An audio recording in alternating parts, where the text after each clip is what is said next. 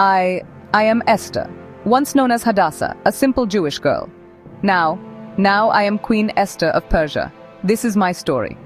My tale begins in Susa, the capital of the Persian Empire, where I lived with my cousin Mordecai. He had raised me since I was a child, after my parents died. He was more than family. He was my guardian and teacher. Life was simple then. I never dreamed of the path that lay before me. Everything changed when King Xerxes deposed Queen Vashti and began searching for a new queen. Young women from across the empire were brought to the palace. I was among them, though I never sought such attention. As I entered the palace gates, my world transformed. The grandeur was beyond anything I had ever imagined. Marble columns reached towards the heavens, gold and precious gems adorned every surface. But amidst this splendor, I felt small and out of place. A simple girl in a world of luxury and intrigue. Mordecai's words echoed in my mind.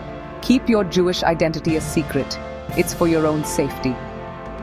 Day by day, I was transformed.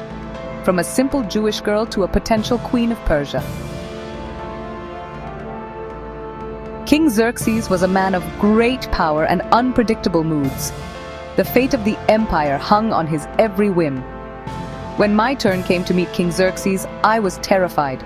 But something in me found the strength to stand tall. To my astonishment, the king chose me as his new queen. In an instant, my life changed forever.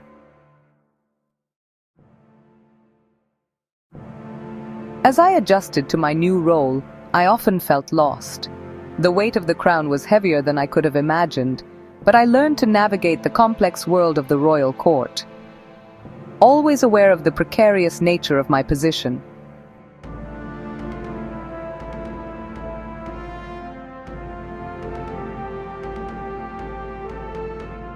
Then came the day when everything changed again. Mordecai uncovered a sinister plot. Haman, the king's highest-ranking official, had convinced Xerxes to destroy all the Jews in the empire.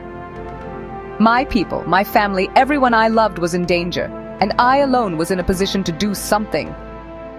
Mordecai's words rang in my ears. Perhaps you were made queen for such a time as this. The realization hit me like a thunderbolt. This was why I had become queen. This was my purpose. But to approach the king uninvited meant certain death, unless he extended his golden scepter. I was terrified. For 3 days and nights I fasted and prayed, seeking courage and wisdom.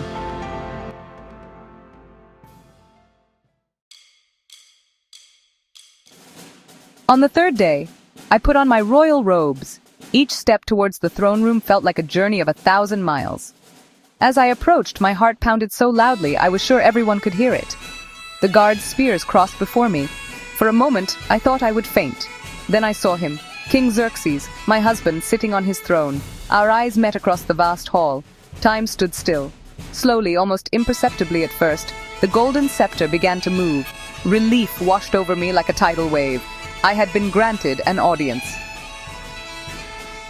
At the banquet, I gathered every ounce of courage I possessed. It was time to reveal my true identity.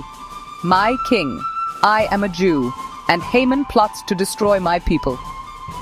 The king's face turned from shock to rage. He had been deceived by his trusted advisor. In that moment, I saw the power of truth. The king ordered Haman's immediate execution. A decree was issued, allowing the Jews to defend themselves. My people were saved. In the days that followed, I marveled at how events had unfolded, from orphan to queen to savior of my people.